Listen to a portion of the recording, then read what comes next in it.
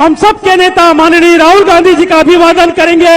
दोनों हाथ खड़े होकर, दोनों हाथ ऊपर करके बोलिए राहुल गांधी, राहुल गांधी। मैं हरदा जिले की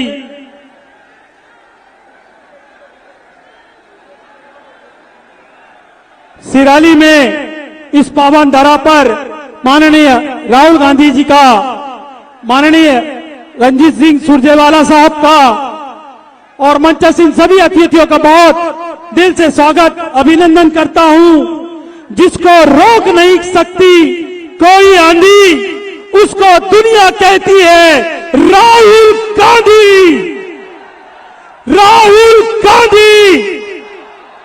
मैं इस क्रम को आगे बढ़ाते हुए हरदा के कांग्रेस प्रत्याशी आर के दोगने साहब से निवेदन करना चाहता हूं कि वो मंच पर आकर अपना उद्बोधन प्रेषित करें। माननीय आर के दोगने जी आए।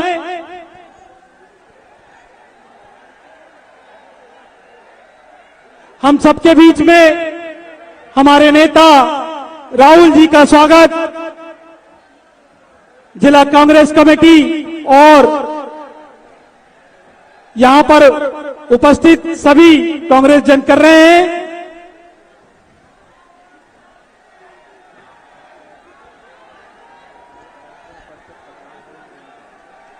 यहां जो रोड के उधर जो जन सैलाब यहां पर उमड़ा है, मैं उनसे निवेदन करना चाहता हूं कि राहुल जी हम सबके बीच में आ गए हैं।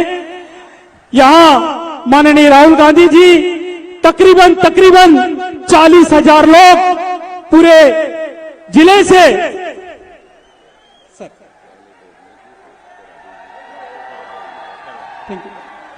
मैं सभी की ओर से हमारे नेता परम आदरणीय राहुल गांधी जी का स्वागत करता हूं। हमारे नेता परम आदरणीय रणजीत सिंह सुरजेवाला साहब का, संजय दत्त साहब का इस मंच पे स्वागत करता हूं और अनुरोध करता हूं कि हरदा के कांग्रेस प्रत्याशी विधानसभा के आर के दोगने जी आए और अपना उद्बोधन प्रेषित करें।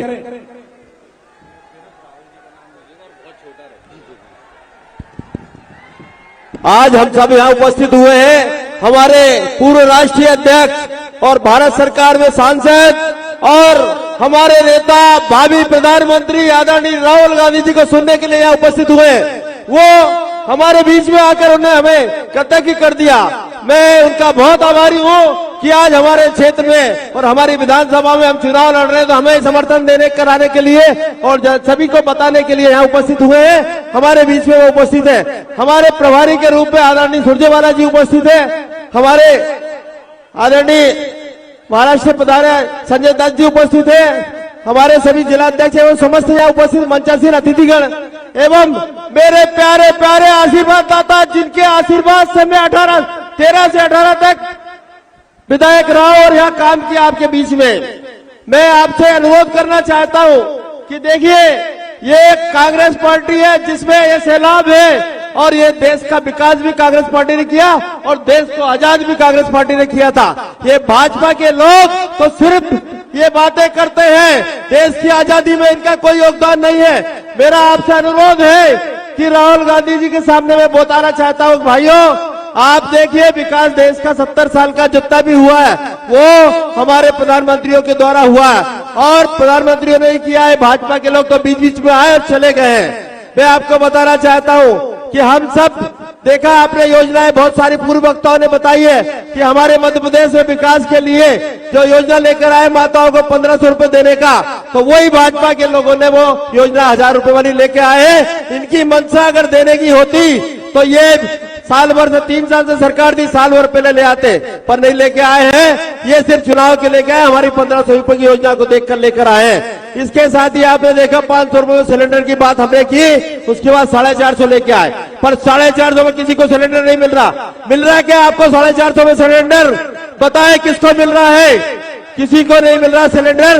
ये झूठ बोलते हैं और झूठी घोषणा करते हैं। इन्होंने उसमें क्राइटेरिया डाल दिया कि ये महिला के नाम से कनेक्शन होना चाहिए, उज्ज्वला योजना के अंदर कनेक्शन होना चाहिए। तो इस तरह के बहुत सारी स्कीमें हमारे लेके आए।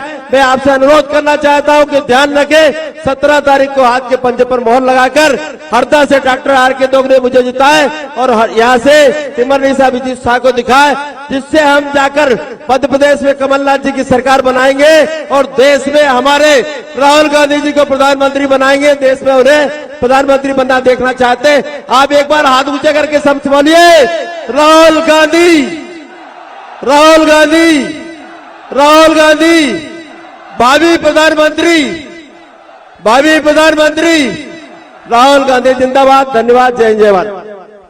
धन्यवाद आर.के. दोगने जी। मैं इसी क्रम को आगे बढ़ाते हुए इस पावन धरा पर भाई अभिजीत शाह जो टिमंडी विधानसभा की युवा प्रत्याशी है, एक नया नेतृत्व है, एक जोश है, एक उमंग है, लोगों की एक आस है। आप ताली बजा के स्वागत करिए हमारे राहुल जी का और अभिजीत भाई का। अपना उद्बोधन प्रेषित करेंगे।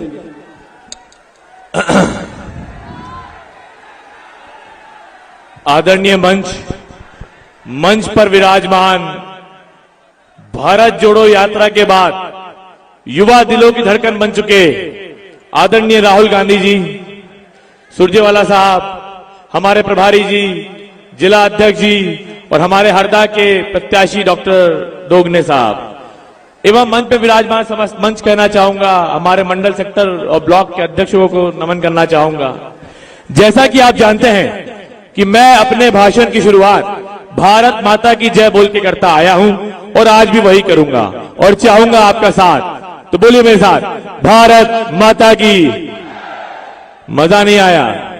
लगना चाहिए कि सच्चे राष्ट्रभक्त आज यहां मौजूद हैं। तो हाथ उठाकर मुट्ठी बांधकर दोनों हाथ के साथ बोलेंगे, भारत माता की, भारत माता की। इसी जोश के साथ कांग्रेस पार्टी मैदान में उतरी थी और उसने अंग्रेजों को इस देश से भगा दिया था। आज फिर वक्त आ गया है कि हम सब मिलकर मैदान में उतरे और भाजपा के इन गुंडों को यहां से उखाड़ के फेंक दें।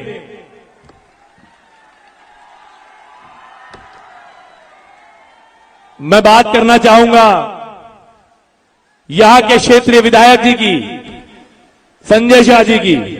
मैं आप लोगों से पूछना चाहूंगा, हाथ उठा के हाँ या ना में जवाब देना, क्या आपका विधायक 15 साल में 15 बार भी आपके गांव में आया?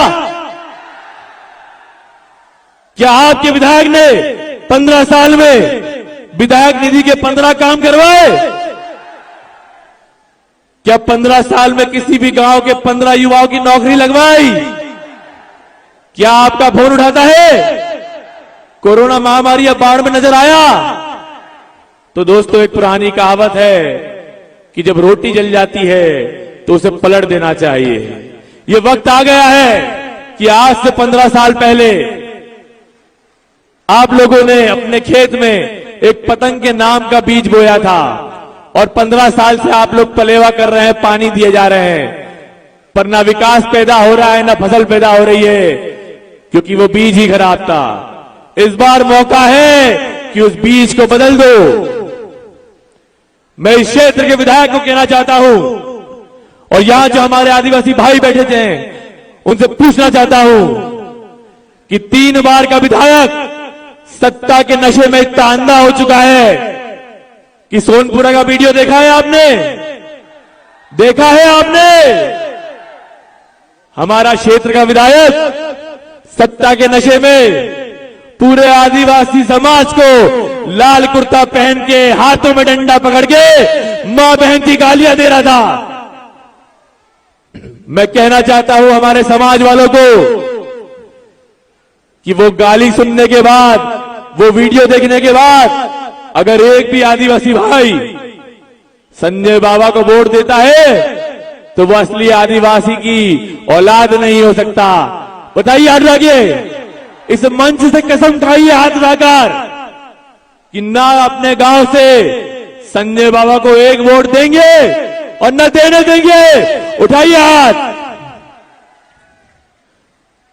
आपको याद होगा जब जीतू पटवारी जी आए थे, उन्होंने बताया था कि संजय शाह जी संपूर्ण मध्य प्रदेश के इतिहास के आज तक के सबसे निष्क्रिय विधायक हैं। वो सिर्फ वोट मांगने आते हैं और जीतने के बाद फिर 5 साल आपको शक्ल नहीं दिखाते। जब लछोरा, शमशाबाद, जलोदा, क्विकवाड़ी, छिपानेर में बाढ़ आई थी, क्या अगले दिन आपका विधायक आया था? कौन आया था? जब कोरोना महामारी आई थी तब ये विधायक अपना मोबाइल बंद करके बैठ गए थे। ऑक्सीजन सिलेंडर और मास्क बांटने कौन आया था? आप सभी जानते हैं कि मैंने कभी ऐसा वोट नहीं मांगा कि मैं मकड़ाई परिवार से आता हूं, या मैं राजा साहब का बेटा हूं, या कोई कुंवर हूं, या कोई युवराज हूं। मैं हमेशा कहता हूं, ना मैं कोई कुंवर हूं, ना मैं कोई युवराज हूं, मैं तो आपका बेटा हूं। मैंने आज तक नहीं कहा कि मैं मकड़ाई परिवार से आता हूं इसलिए मुझे वोट देना।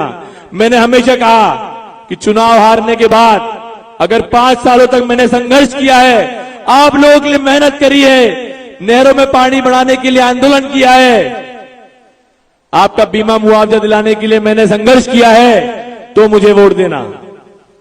और हाथ उठा के बताइए, क्या मुझे वोट देंगे? क्या संजय बाबा की फसल को उखाड़ के फेंकेंगे? मैं आखिरी कुछ कहना चाहता हूं आप लोगों के लिए कि जो पानी से नहाते हैं वो केवल अपना लिबास बदल सकते हैं। लिबास मतलब कि वस्त्र। जो पानी से नहाते हैं वो केवल अपना लिबास बदल सकते हैं, लेकिन जो पसीने से नहाते हैं वो इस देश की सरकार और इतिहास बदल सकते हैं। सभी को सेवा जोहार, जय राम जी की, वंदे मातरम, धन्यवाद। और एक चीज कहना चाहूंगा कि जो 50,000 60,000 की जनता आई है, इसको देख के उत्साहित जरूर होइएगा, लेकिन पोलिंग बूथ पे आखिरी दिन तक मेहनत करिएगा। और एक बात याद रखिएगा कि टिमरनी में ऊपर से पहले नंबर का बटन पंजा देखकर ही दबाना है अगर संजय बाबा को हराना है। और 2 मिनट और चाहूंगा, मैं ये कहना चाहूंगा कि पिछला चुनाव में मात्र 2000 वोटों से हारा था, और गुणवाना और जैस के जो लोग थे, हमारे ही समाज के लोग थे, वो 5000 वोट ले गए थे। इस बार भी मकड़ाई, सोनपुरा से लेके राता माटी बिटिया तक के आदिवासी समाज ने ठान लिया है कि संजय बाबा या भारतीय जनता पार्टी को वोट नहीं देंगे। तो संजय बाबा ने क्या किया? जो अंग्रेज करते थे, फूट डालो और राज करो, इन्होंने कुछ लोगों को पैसा देके खड़ा कर दिया है। ये हमारे समाज का वोट बांटना चाहते हैं। जैसे एक किसान की फसल और उसकी जमीन का बंटवारा होता है, वैसे ही हमारे समाज के वोट का बंटवारा करना चाहते हैं। तो किसी भी बहकावे में मत आइएगा। अगर संजय बाबा को हराना है, कमल की फूल की फसल को उखाड़ के फेंकना है, तो पंजे पे बटन दबाना पड़ेगा और हरदा में हमारे दोगने जी को जिताना पड़ेगा। और यहां पर किसको जिताएंगे? धन्यवाद, धन्यवाद, जय हिंद। एक नारा लगा दीजिए, जय जोहार, जय सेवा। वो शख्सियत जो इस देश के लिए 3500 किलोमीटर आंधी, तूफान, बारिश, गर्मी, सर्दी बगैर देखे निरंतर चले। वो शख्सियत, वो नेता जो खुद की नहीं, गरीब, आदिवासी, दलित, पिछड़े, नौजवान, महिला, केवल उनके लिए लड़ते।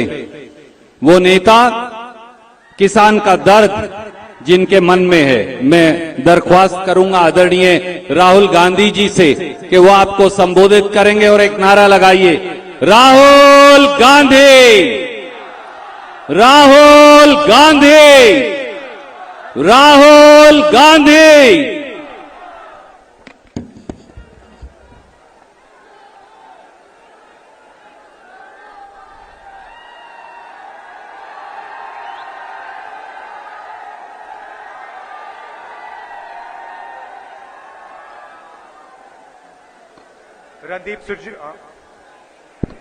रणदीप सिंह सुरजेवाला जी,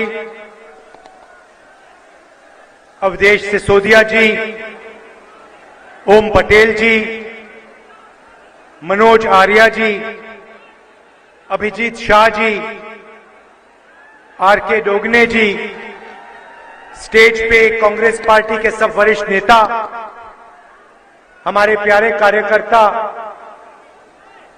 भाइयों और बहनों, प्रेस के हमारे मित्रों, आप सबका यहां बहुत बहुत स्वागत। दूर दूर से आप आए, इसके लिए मैं बहुत आभारी हूं। 18 साल से यहां बीजेपी की सरकार है और आपने अपनी आंखों से इनका भ्रष्टाचार, इनकी लूट, इनकी सरकार को गहराई से देखा है। हर चीज में जहां भी इनको मौका मिलता है ये पैसा बनाना शुरू कर देते हैं। पता नहीं आपने, ये इनका मंत्री है, इनके बेटे का वीडियो देखा? तोमर जी के बेटे का वीडियो देखा आपने? देखा आपने? सबके सामने वीडियो कॉल पर बिना छुपाए, बिना डरे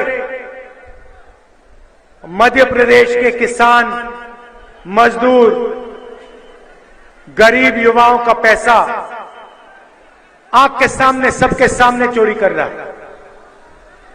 भाइयों और बहनों, तोमर जी के बेटे पर नरेंद्र मोदी ने कार्रवाई की, सीबीआई लगाई, ईडी लगाई, इनकम टैक्स डिपार्टमेंट लगाया। यहां पे 50% कमीशन सरकार चल रही है। महाकाल कॉरिडोर में चोरी की, व्यापम में 1 करोड़ युवाओं को नुकसान किया, 40 लोग मर गए, कोई इंक्वायरी नहीं। पटवारी एग्जाम स्कैंडल में कोई इंक्वायरी नहीं। एमबीबीएस सीट बिकती है, कोई इंक्वायरी नहीं। आपका पैसा जाता है सबके सामने, एक के बाद एक, एक के बाद एक मंत्री, उनके परिवार, उनके बेटे भ्रष्टाचार करते हैं, कोई कार्रवाई नहीं होती। यहां मैंने सुना है आदिवासी वर्ग के लोग हैं। भाइयों और बहनों, हम आपको आदिवासी कहते हैं, बीजेपी के लोग आपको वनवासी कहते हैं।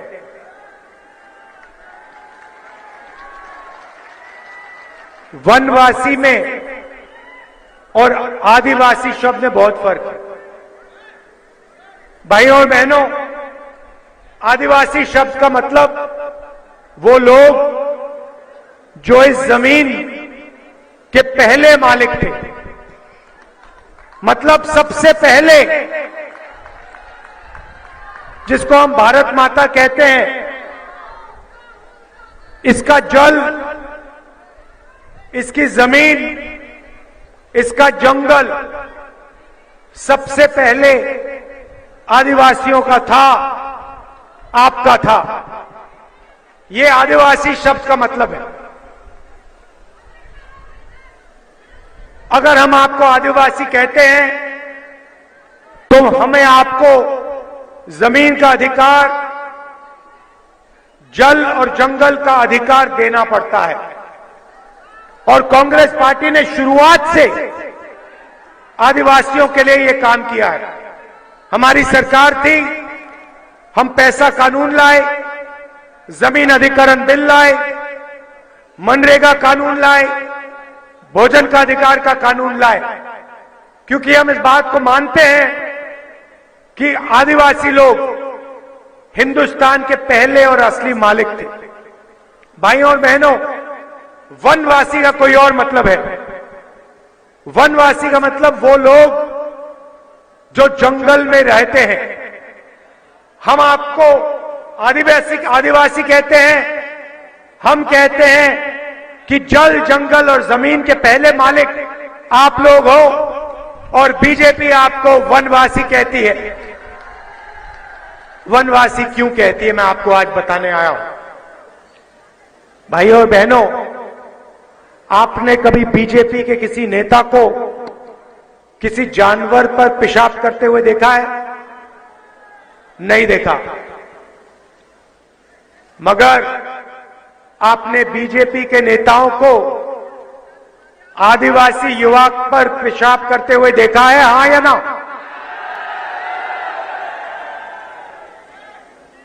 यह है वनवासी शब्द के पीछे सोच।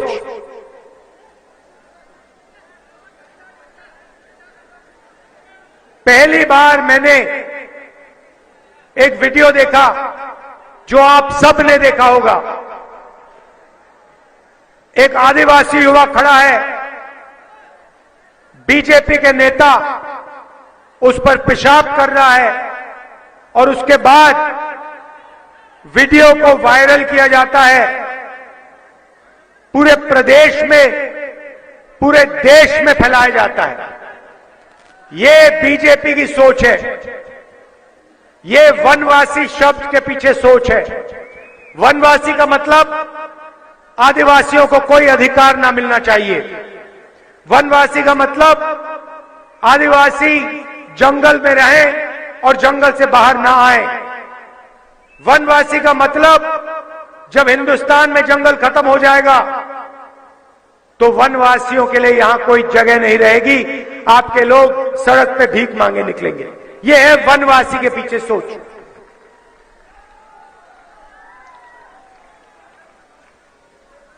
तो जब ये आपको वनवासी कहते हैं, आप इनसे कहिए कि हमारा नाम आदिवासी है, बदतमीजी मत कीजिए, हमें वनवासी मत कहिए।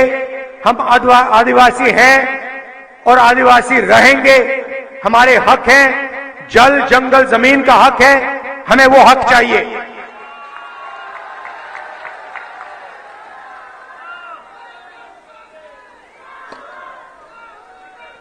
भाइयों और बहनों, जहां भी बीजेपी के नेता जाते हैं, भाषण करते हैं, वो कहते हैं कि सबको हिंदी बोलनी चाहिए, हिंदी पढ़नी चाहिए, अंग्रेजी नहीं बोलनी चाहिए, अंग्रेजी नहीं पढ़नी चाहिए। और खास तौर से आदिवासियों को कहते हैं कि आप लोग हिंदी पढ़िए, हिंदी सीखिए, मगर अंग्रेजी मत सीखिए, अंग्रेजी मत पढ़िए। भाइयों और बहनों, आप जानते हो इसके पीछे इनकी सोच क्या है। आप किसी भी बीजेपी के नेता से पूछिए, अगली बार आपके पास आएंगे पूछना, आप हमें कहते हो कि हमें हिंदी बोलनी चाहिए, अंग्रेजी नहीं सीखनी चाहिए, अंग्रेजी नहीं बोलनी चाहिए। आप हमें बताओ, आपके बेटे कौन से, आपके बच्चे, बेटे बेटियां कौन से स्कूल में पढ़ते हैं? इंग्लिश मीडियम में पढ़ते हैं या हिंदी मीडियम में पढ़ते हैं? और सारे के सारे बीजेपी के बेटे, बीजेपी के नेताओं के बेटे इंग्लिश मीडियम स्कूल में पढ़ते हैं। वो अपने बच्चों को अंग्रेजी सिखाना चाहते हैं, अंग्रेजी पढ़ाना चाहते हैं, और आदिवासियों को अंग्रेजी नहीं पढ़ाना चाहते हैं, अंग्रेजी नहीं सिखाना चाहते हैं। इसके पीछे सोच है। देखिए, हिंदी की जगह है, मध्य प्रदेश में आप रहते हैं, यहां पे हिंदी की जरूरत है। आप दिल्ली जाएंगे, उत्तर प्रदेश जाएंगे, वहां व्यापार करेंगे, हिंदी चलेगी। मगर अगर आप विदेश जाना चाहते हो, विदेशी कंपनी में काम करना चाहते हो, कॉल सेंटर में काम करना चाहते हो, इंजीनियर बनना चाहते हो, डॉक्टर बनना चाहते हो, तो अंग्रेजी से ज्यादा फायदा होगा। क्यों? क्योंकि आप अंग्रेजी लेकर पूरी दुनिया में बातचीत कर सकते हो, पूरी दुनिया में व्यापार कर सकते हो, पूरी दुनिया में जा सकते हो। तो कांग्रेस पार्टी के सब नेता कहते हैं, आदिवासियों से कहते हैं, हिंदी सीखो, हिंदी पढ़ो, मगर अंग्रेजी भी सीखो, अंग्रेजी पढ़ना भी सीखो, अंग्रेजी लिखना भी सीखो। और बीजेपी वाले लोग कहते हैं नहीं, आदिवासियों को जंगल में रहना है, अंग्रेजी नहीं पढ़नी चाहिए, इंजीनियर नहीं बनना चाहिए, डॉक्टर नहीं बनना चाहिए, लॉयर नहीं बनना चाहिए। यह फर्क है हमारी विचारधारा में, उनकी विचारधारा में। हम चाहते हैं कि आदिवासी युवा बड़े से बड़ा सपना देख पाए और उसका पूरा सपना पूरा हो। वो चाहते हैं आप वनवासी हो, जंगल में रहो, जंगल के बाहर मत आओ। ये लड़ाई है, विचारधारा की लड़ाई है। और मैं यहां आपको मैसेज देना आया हूं, आप आदिवासी हो, आपका जमीन का हक है, जंगल का हक है, जल का हक है।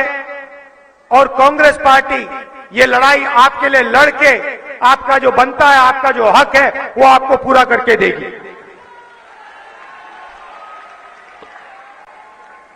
भाइयों और बहनों, आपने देखा होगा भारत जोड़ो यात्रा में हम 4000 किलोमीटर चले, कन्याकुमारी से कश्मीर तक चले, और रास्ते पे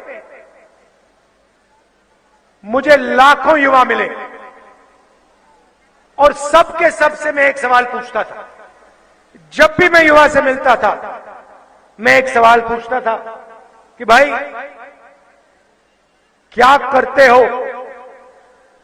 और मध्य प्रदेश में ज्यादा से ज्यादा युवाओं ने मुझे कहा, राहुल जी हम बेरोजगार हैं, हम कुछ नहीं करते। 18 साल इन्होंने सरकार चलाई, 18 साल इन्होंने सरकार चलाई, और युवा देश का भविष्य होता है, रीढ़ की हड्डी होती है युवा। युवा के बिना देश नहीं चल सकता। और मध्य प्रदेश के युवाओं को इन लोगों ने सिर्फ बेरोजगारी दी है। आपने सबसे पहले स्कूल, कॉलेजेस, यूनिवर्सिटी, अस्पताल, इन्होंने यहां पे सारे के सारे प्राइवेट कर दिए, बड़े बड़े उद्योगपतियों को बेच दिए। तो आपको जब आप स्कूल जाते हो, कॉलेज जाते हो, प्राइवेट स्कूल, प्राइवेट कॉलेज में जाना पड़ता है, हजारों रुपए, मेडिकल के लिए लाखों रुपए देने पड़ते हैं। आपके माता पिता पैसा कमाते हैं, मुश्किल से कमाते हैं, शिक्षा के लिए पैसा देते हैं, युवा खर्च करता है, कॉलेज की डिग्री ले लेता है, इंजीनियरिंग डिग्री ले लेता है, मेडिकल डिग्री ले लेता है, और फिर मध्य प्रदेश में उसको रोजगार नहीं मिलता। सारे के सारे युवाओं का सपना इन लोगों ने तोड़ दिया है, जिंदगी नाश कर दी है इन लोगों ने। लंबे लंबे भाषण देते हैं। देखिए, मैं अभी आपको पूछता हूं, अभी पता लग जाएगा। यहां पे बहुत सारे युवा हैं, यहां पे बेरोजगार युवा, हाथ उठा के दिखाओ मुझे। ये देखो, आधी भीड़ बेरोजगार है। ये शिवराज चौहान जी और नरेंद्र मोदी जी की देन है। इनकी सरकार सिर्फ अरबपतियों के लिए काम करती है। अदानी जी का आपने नाम सुना होगा, सुना है? पूरे देश में आदिवासियों की जमीन, आपका हक छीनकर इन लोगों ने अदानी जी जैसे लोगों को दिया है, जो रोजगार देते हैं। छोटे व्यापारी, स्मॉल और मीडियम बिजनेस वाले लोग, किसान, उनको इन्होंने खत्म कर दिया। उदाहरण, भाइयों और बहनों, यहां पे बहुत सारे किसान बैठे हैं, छोटे व्यापारी, दुकानदार बैठे हैं। जीएसटी से आपको फायदा हुआ, नुकसान?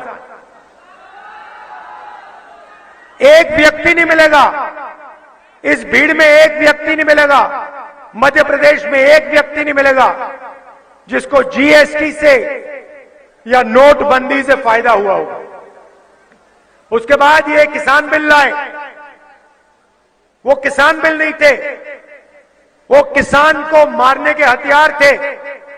अच्छा हुआ कि सारे के सारे किसान खड़े हो गए, कांग्रेस पार्टी खड़ी हो गई और हमने किसान बिल को रद्द करवा दिया, वापस लौटा दिया। तो ये किसान से पैसा लेते हैं, मजदूरों से पैसा लेते हैं, गरीबों से पैसा लेते हैं और अरबपतियों को पैसा दे देते हैं। हमारा काम दूसरा है। हम किसानों को, मजदूरों को, छोटे व्यापारियों को मदद करते हैं, उनकी जेब में पैसा डालते हैं, उनका कर्जा माफ करते हैं, उनकी रक्षा करते हैं। भाइयों और बहनों, यहां गैस सिलेंडर कितने का है? आपको याद है यूपीए की सरकार थी, 400 रुपए का सिलेंडर था। नरेंद्र मोदी जी भाषण में कहते थे सिलेंडर 400 रुपए का हो गया, आज 1200 रुपए का हो गया। किसी भी भाषण में नरेंद्र मोदी नहीं कहते भैया 1200 रुपए का सिलेंडर है, 1200 का है ना। चुनाव के बाद कांग्रेस पार्टी की सरकार आ रही है, 500 का हो जाएगा। ले हमारी जो यहां महिलाएं आई हैं, बहनें आई हैं, माताएं आई हैं, ये हम आपके लिए काम कर रहे हैं। आज आप 1200 रुपए का सिलेंडर खरीदते हो, कुछ ही दिन में आपके 700 रुपए बचेंगे, 500 रुपए का सिलेंडर आप खरीदेंगे। क्यों? हम आपके जेब में, गरीबों के जेब में, महिलाओं को हम पैसा देना चाहते हैं, आपके बैंक अकाउंट पे पैसा डालना चाहते हैं। भाइयों और बहनों, पिछली बार कांग्रेस पार्टी चुनाव जीती थी, हम चुनाव हारे नहीं थे, हम चुनाव जीते थे। आपने पूरा समर्थन किया, आपने कांग्रेस पार्टी को यहां चुनाव जिताया था।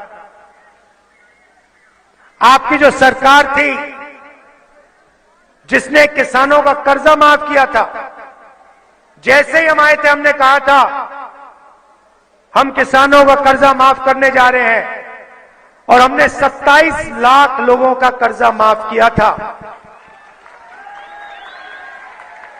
100 यूनिट बिजली हम 100 रुपए के लिए देते थे, ओबीसी रिजर्वेशन हमने 27% किया था। उस सरकार को बीजेपी ने आपकी आंखों के सामने पैसा देकर, खरीद कर, आपके आंखों के सामने से उसको छीना।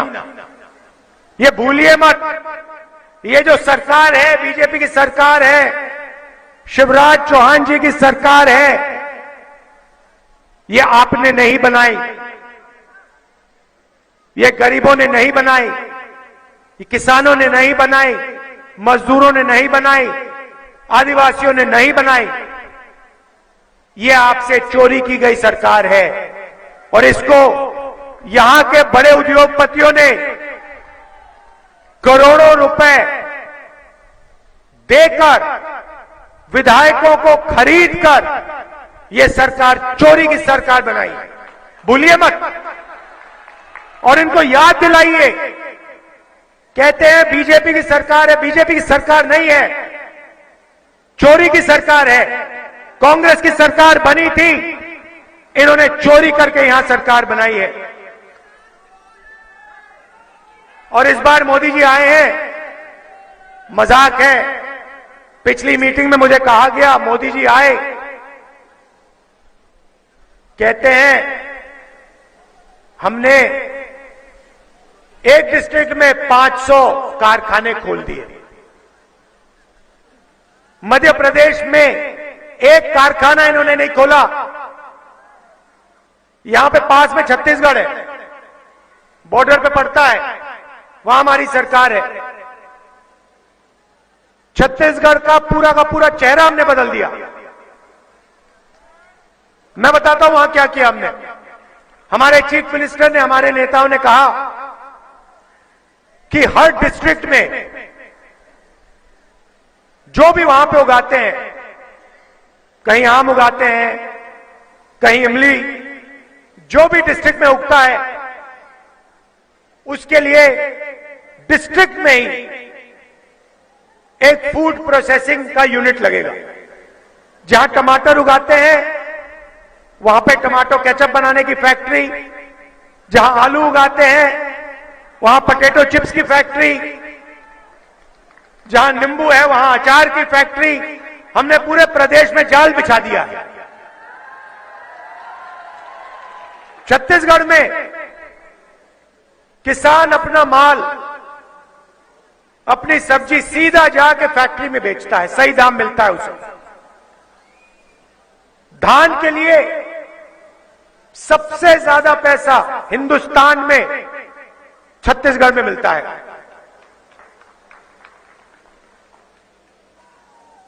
₹3,200 प्रति क्विंटल धान के लिए छत्तीसगढ़ के किसान को मिलता है। मजे की बात आपको बताता हूं, कुछ दिन पहले चुनाव का दौरा चल रहा था, वहां मेरी किसानों से बात हुई। मैंने उनसे पूछा, भैया, एक किसान था, मैंने उससे पूछा, भैया आपका जो खेत है कितने का है ये खेत? बेचोगे तो कितने पैसे मिलेंगे? किसान मुझे कहता है, पहली बार मैंने सुना, किसान मुझे कहता मैं नहीं जानता। मैंने कहा तुम कैसे किसान हो, तुम अपने खेत की कीमत नहीं जानते? कहता है, राहुल जी हमें यहां पे ₹3,200 मिलता है धान के लिए। मैं इस खेत को कभी बेचने वाला नहीं हूं, जिंदगी भर नहीं बेचूंगा इस खेत को, ये मेरी मां है। छत्तीसगढ़ की सरकार ने मुझे इतना पैसा दिया, जो कर्जा था, जो बीजेपी के समय कर्जा था, वो उतर गया। मैं इस खेत को बेचना नहीं चाहता हूं, मुझे नहीं मालूम कितने का है ये खेत। देखिए कितनी कमाल की बात बोली उसने। यहां पे आपके किसान कर्जे के नीचे दबे हुए हैं। भाइयों और बहनों, 18,000 किसानों ने मध्य प्रदेश में आत्महत्या की है। 18,000। हर साल एक लिस्ट निकलती है, हजारों किसान मध्य प्रदेश में जो आत्महत्या करते हैं। हम ये सब बंद करवाना चाहते हैं। जो हमने छत्तीसगढ़ में किया, जो फूड पार्क हमने छत्तीसगढ़ में खोले, जो फूड प्रोसेसिंग यूनिट हमने छत्तीसगढ़ में खोले, हम यहां पे खोलने जा रहे हैं।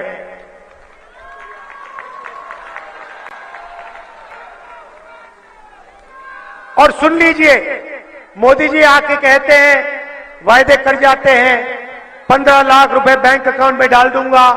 सच था झूठ था? नोटबंदी से काला धन मिट जाएगा, सच था झूठ था? तो वो झूठ बोलते हैं। हम यहां झूठ बोलने नहीं आए हैं।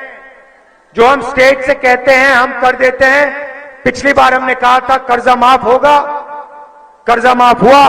इस बार हम कह रहे हैं 2 लाख रुपए से कम जिनका कर्जा है वो माफ होगा, कांग्रेस पार्टी की सरकार करेगी। गेहूं के लिए आपको 2,600 रुपए प्रति क्विंटल मिलेगा, और वो सिर्फ 2,000 तक, 2,600 नहीं रहेगा, वो आस्ते आस्ते बढ़ता जाएगा, 3,000 रुपए प्रति क्विंटल अंत में हो जाएगा। धान के लिए 2,500 रुपए प्रति क्विंटल, बिजली 100 यूनिट 100 रुपए के लिए, और 200 यूनिट के लिए आधा बिल। ये हमारे वायदे हैं, लिख लीजिए, ये वायदे पूरे हो जाएंगे। मैंने गैस सिलेंडर की बात आपको कह दी। 500 रुपए का गैस सिलेंडर होगा। यहां बहुत सारी महिलाएं आई हैं। माताएं और बहनों को 1500 रुपए हर महीने और 500 रुपए का गैस सिलेंडर। तो ये हमारे वायदे हैं। आप यहां दूर दूर से आए, इतने प्यार से आपने मेरी बात सुनी, इसके लिए आपको दिल से बहुत बहुत धन्यवाद। यह हमारे प्रत्याशी हैं, इनको भारी बहुमत से जिताइए। याद रखिए, ये बीजेपी की सरकार नहीं है, ये चोरी की सरकार है और इसको हटाना है। और हमारे जो विधायक हैं उनको भारी बहुमत से जिताना है। धन्यवाद, नमस्कार, जय हिंद।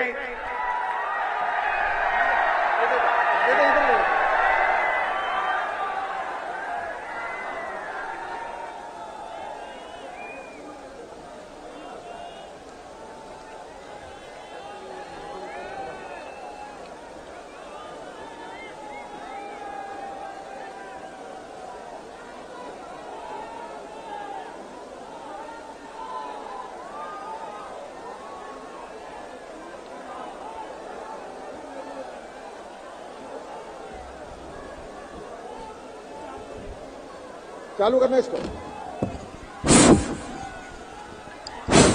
आदरणीय साथियों, आप लोग जो आज इतनी बड़ी संख्या में यहां पधारे और आज हमारे राहुल जी का आपने स्वागत और सम्मान हमारी कांग्रेस पार्टी का किया, मैं उससे आप सबका बहुत बहुत आभार और धन्यवाद।